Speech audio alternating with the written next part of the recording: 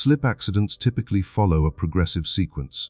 Traction loss at the shoe floor interface is exacerbated by a compromised center of gravity when carrying bulky loads, leading to an uncontrolled weight shift. Because hands are occupied, workers lack fail-safe mechanisms to stabilize themselves, resulting in an unmitigated fall. To mitigate these risks, facilities must move beyond simple warnings and implement structural safeguards. Engineering controls include installing high-friction RE11-13 rated flooring and deploying drainage-perforated anti-slip mats in high-spill areas. Administrative controls are equally vital, such as a rigorous clean-as-you-go policy to remediate spills instantly. Mandatory slip-resistant footwear with specialized tread patterns and training staff to adopt deliberate, short steps while prioritizing environmental scanning over cargo-focused vision. Ultimately, safety infrastructure is incomplete without addressing floor integrity as a primary fail-safe.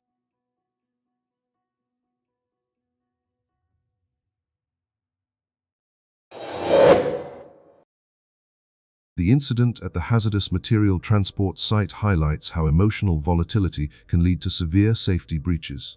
Operating near tanker trucks requires constant vigilance, allowing interpersonal disputes to override focus on equipment such as a heavy metal ladder is dangerous. When focus shifts, physical control is lost, turning tools into hazards. If a ladder falls, its kinetic energy can cause significant injury to those nearby, while uncontrolled contact with vehicle valves or couplings risks system leaks. This situation demonstrates a failure in conflict resolution and situational awareness. Workers must adopt a work-life separation principle, ensuring all equipment is secured before discussing any disagreement. A robust safety-first culture requires personnel to stop work immediately during tension, prioritizing safety over conflict. Ultimately, professional discipline is essential to prevent manageable disputes from causing preventable injuries.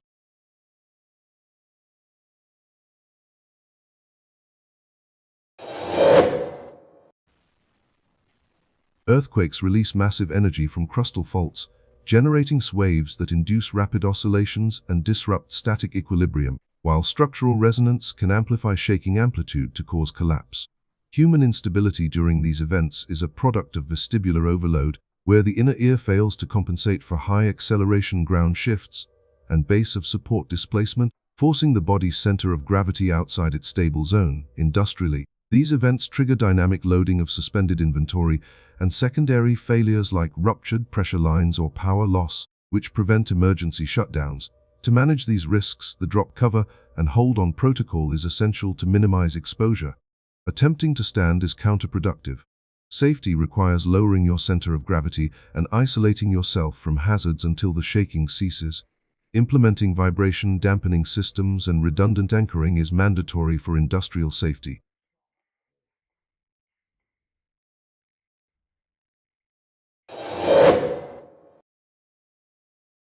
Workplace incidents in confined spaces often stem from overlooked details related to equipment instability. Swivel chairs with casters, while convenient, inherently pose risks if a user's center of gravity shifts beyond the base, causing the chair to roll or tip unexpectedly. In restricted environments like toll booths, where space is limited and hard surfaces abound, such a failure can lead to a total loss of balance and secondary impacts.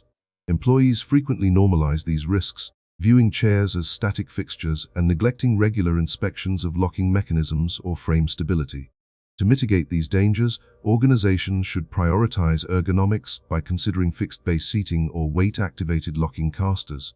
Implementing standard operating procedures that emphasize proper posture, ensuring feet are planted before movement, and organizing workstations to minimize overreaching are critical. Furthermore, incorporating furniture into routine safety audits and maintaining first aid readiness are essential steps to ensure a culture that favors proactive safety over mere convenience.